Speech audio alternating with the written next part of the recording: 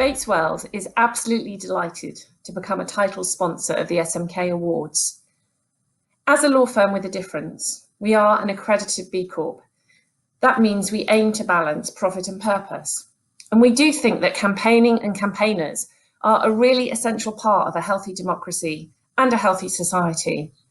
That's why we work with so many people who want to really challenge the status quo.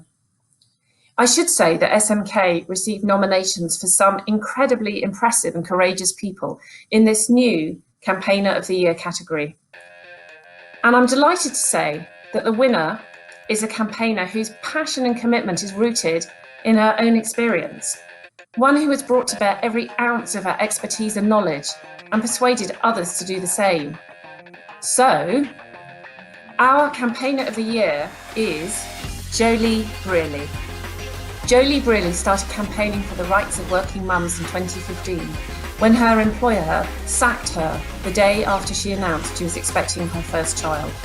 Joeli founded Pregnant and Screwed, initially as a place for women to come together to tell their stories of pregnancy and maternity discrimination anonymously. Since then, it has recruited dozens of volunteers and 4 employees and has supported thousands of women with free advice. In a parliamentary debate, Stella Creasy MP summed up the impact that Pregnant and Screwed had under Joeli in 2020. And she said, as a small operation, they have had a mighty impact on our understanding of just how much women who are pregnant and new mothers are suffering during this pandemic. The work they have done to uncover the inequalities and the impact of legislation or the lack of impact has been absolutely staggering. Thank you, Rosamond. Campaigner of the Year, Joeli Brearly.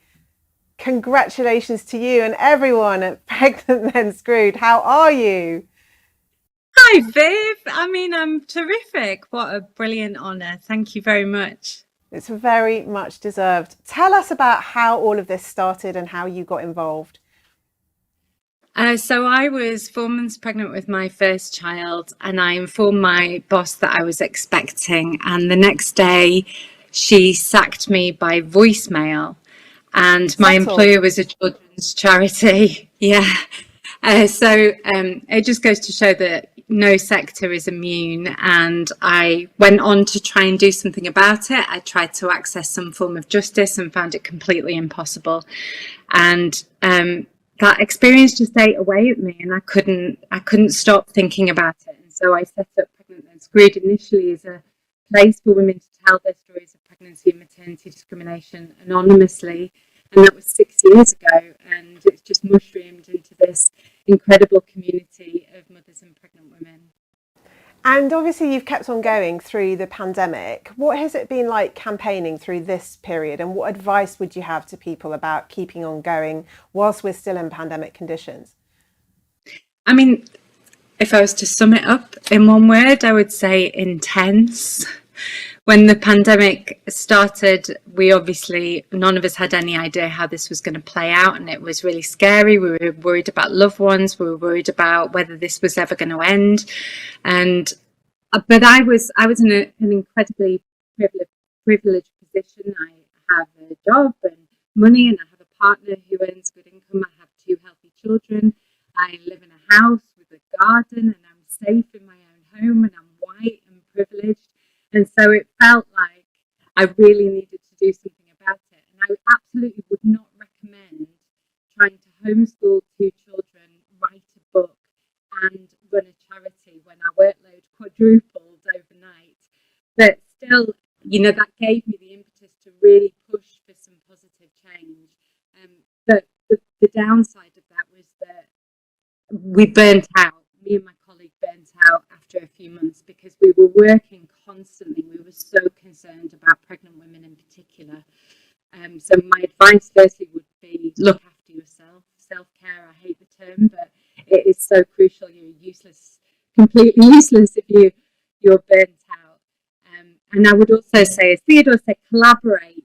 We had some incredible collaborations. Birthrights definitely deserve an award as well for the work that they've done, and they were such brilliant collaborators. But if I was to think back over the pandemic, there's one story and one person that I always think about, and Mary Ejiapong, who was the 28-year-old pregnant nurse who tragically lost her life to COVID-19 in April 2020. And before that, we've been working very hard to try and keep pregnant women safe because nobody knew the impact it would have on pregnant women and their children. And then Mary died, and that hit us incredibly hard. And she really is emblematic, I feel, of how pregnant women were ignored during this pandemic. She's a Black pregnant woman who was working on the front line, who spent her life caring for others, and then tragically lost her life. So when I feel down, I get energy from thinking about Mary and fighting for women like her. Brilliant. Joeli Brearly, thank you so much. Congratulations to you and everyone at Pregnant Then Screwed.